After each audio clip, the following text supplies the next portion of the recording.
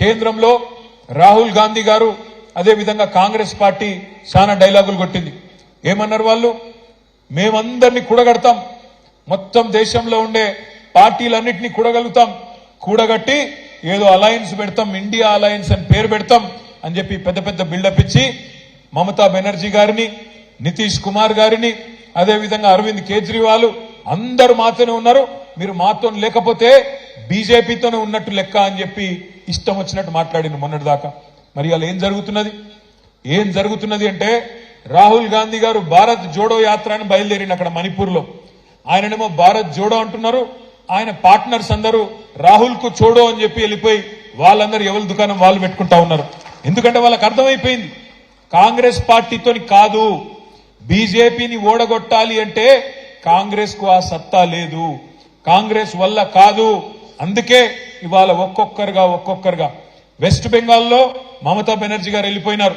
నేను రాహుల్ గాంధీతోని కాంగ్రెస్ పార్టీతోని పని చేయలేను, నా పోటీ నేనే చేసుకుంటా అని మమతా బెనర్జీ గారు వెళ్ళిపోయినారు. అరవింద్ కేజ్రీవాల్ గారు ఢిల్లీలో, పంజాబ్ లో మా వల్ల కాదు ఈ కాంగ్రెస్ పార్టీ యొక్క అహంకారాన్ని భరించడం, మేము కూడా వెళ్ళిపోతున్నామని చెప్పి వాళ్ళు కూడా వెళ్ళిపోయినారు.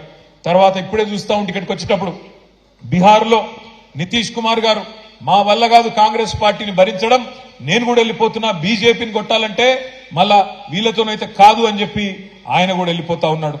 కేరళలో సిపిఎం పార్టీ నిన్న మొన్నటి దాకా వాళ్ళు కూడా మేము కాంగ్రెస్ తో కలిసి పనిచేస్తామన్నారు. వాళ్ళు కూడా ఏమంటున్నారు, ఇప్పుడు రాహుల్ గాంధీతోని కాంగ్రెస్ పార్టీతోని కలిసి పని చేయలేము అని చెప్పి వాళ్ళు కూడా వెళ్ళిపోతా ఉన్నారు. అందుకే ఇవాళ మనం ఈ దేశంలో, ఈ రాష్ట్రంలో ఉండే ప్రజలందరికీ మనం చెప్పాల్సింది ఒకటే, బీజేపీని ఆపాలంటే, మోడీని ఎదుర్కోవాలంటే కాంగ్రెస్ పార్టీతోని, రాహుల్ గాంధీతోని కాదు.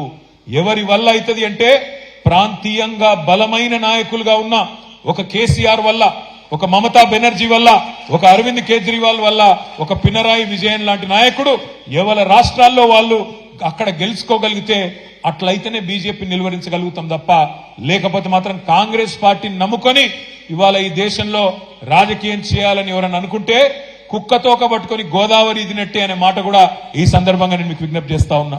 ఎందుకంటే మోసం కాంగ్రెస్ నైజం, మోసం చేయడమే వాళ్ళకి తెలుసు. మా తమ్ముడు విష్ణువర్ధన్ రెడ్డి, ఆయన కుటుంబం మొత్తం జీవితాంతం పనిచేసింది కాంగ్రెస్ పార్టీలో, మీ అందరికీ తెలుసు. కానీ ఆ తమ్ముడు గొంతు కూడా కోసి ఇవాళ ఆయనను కూడా అవమానించి ఇవాళ మనం ఇబ్బందులు పెట్టిన పైనాన్ని కూడా మనం చూస్తా ఉన్నాం.